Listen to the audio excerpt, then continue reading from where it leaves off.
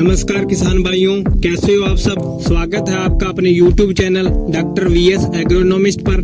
किसान भाइयों, आज हम इस वीडियो में बात करेंगे दलाल घोल के बारे में।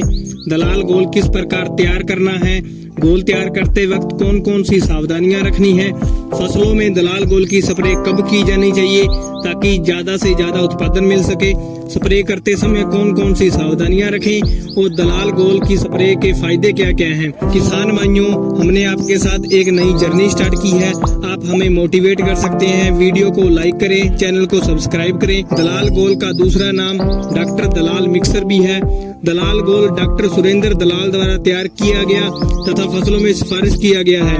दलाल घोल बनाने के लिए हमें 3 उर्वरकों की जरूरत होती है। 2.5 kg यूरिया, 2.5 kg DAP और 500 ग्राम जिंक 21% वाली।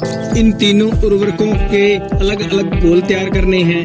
डॉक्टर सुरेंद्र दलाल के अनुसार आप तीनों जिंक 21%, 33% और 12% चिलेटेड में से कोई भी जिंक दलाल घोल बनाने में काम में ले सकते हो। मेरे पर्सनल सुझाव के अनुसार हमें दलाल घोल बनाने के लिए और इसके बेस्ट रिजल्ट के लिए 12% चिलेटेड जिंक का ही प्रयोग करना चाहिए, क्योंकि यह DAP के घोल के साथ मिलाने पर कोई भी गलत रिएक्शन नहीं करती और ज्यादा टाइम रखने पर भी घोल फटता नहीं। जिंक का मुख्य कार्य हमारे पौधों में फ्रूट को सेट करने का होता है। किसान भाइयों, अब हम बात करते हैं कि दलाल घोल किस प्रकार तैयार करना है। दलाल घोल तैयार करने के लिए हमें 3 बर्तनों की जरूरत पड़ती है। यह बर्तन मिट्टी या प्लास्टिक के हो सकते हैं। सबसे पहले बर्तन में 2.5 kg यूरिया और 5.5 लीटर पानी लेकर इसको लकड़ी के डंडे से हिलाकर अच्छी तरह घोल तैयार कर लेना है। इसी प्रकार दूसरे बर्तन में 2.5 kg DAP और 5.5 लीटर पानी लेकर लकड़ी के डंडे से घोल हिलाकर अच्छी तरह तैयार कर लेना है। तीसरे बर्तन में 2.5 लीटर पानी लेकर 500 ग्राम जिंक 21% वाला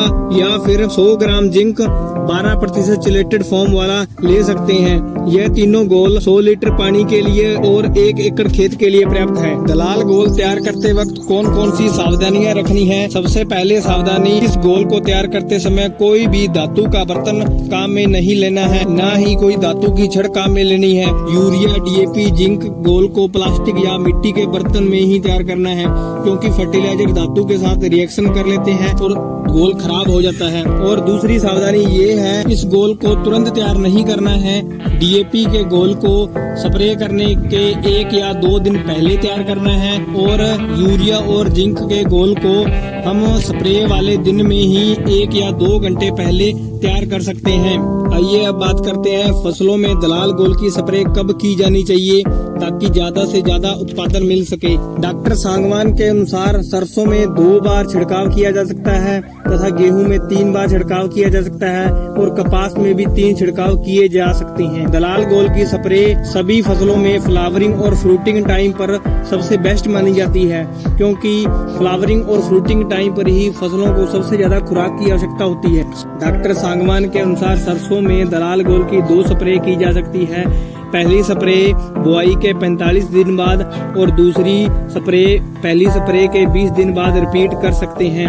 इसी प्रकार दलाल घोल के गेहूं में 3 छिड़काव करनी चाहिए। पहला छिड़काव गेहूं में 60 दिन के बाद और दूसरा छिड़काव पहले छिड़काव के 20 दिन बाद, तीसरा छिड़काव दूसरे छिड़काव के 15 दिन बाद कर सकते हैं। नरमा कपास की फसल में दलाल घोल के 3 छिड़काव कर सकते हैं। पहला छिड़काव 70 से 80 दिन बाद और दूसरा छिड़काव पहले छिड़काव के 20 दिन बाद, तीसरा छिड़काव दूसरे छिड़काव के 15 दिन बाद कर सकते हैं। दलाल घोल की स्प्रे करते समय कौन कौन सी सावधानियां रखनी चाहिए। पानी 100 लीटर से ना ही कम हो और ना ही ज्यादा हो, इस बात का विशेष ध्यान रखना चाहिए। स्प्रे करते समय 100 लीटर पानी में 8 लीटर DAP का घोल, 8 लीटर यूरिया का घोल और जिंक का घोल मिलाकर 1 एकड़ में स्प्रे कर देनी चाहिए।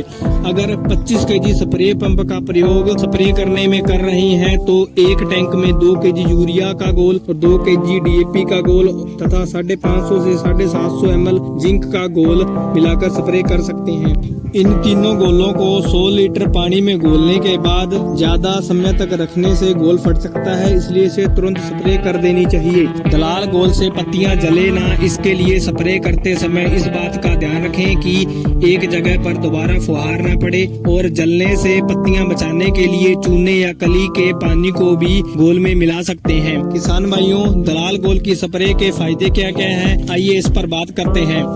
2 से 3 साल तक इस तरह के घोल का प्रयोग करके बिना खाद की फसल तैयार की जा सकती है।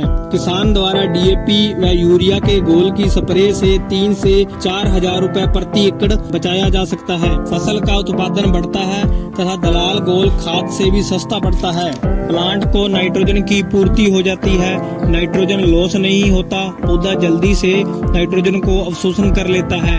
फास्फोरस की पूर्ति हो जाती है, फास्फोरस भूमि में जाकर फिक्स होने का खतरा भी नहीं रहता। फास्फोरस पौधों को सीधा उपलब्ध हो जाता है, जिंक पौधों को जल्दी मिल जाता है।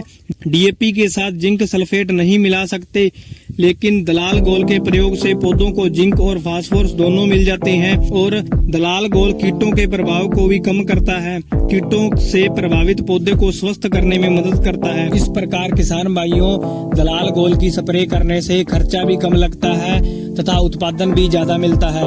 किसान भाइयों, अगर हमारी वीडियो अच्छी लगी तो वीडियो को लाइक करें, चैनल को सब्सक्राइब करें। आपका दिन शुभ हो।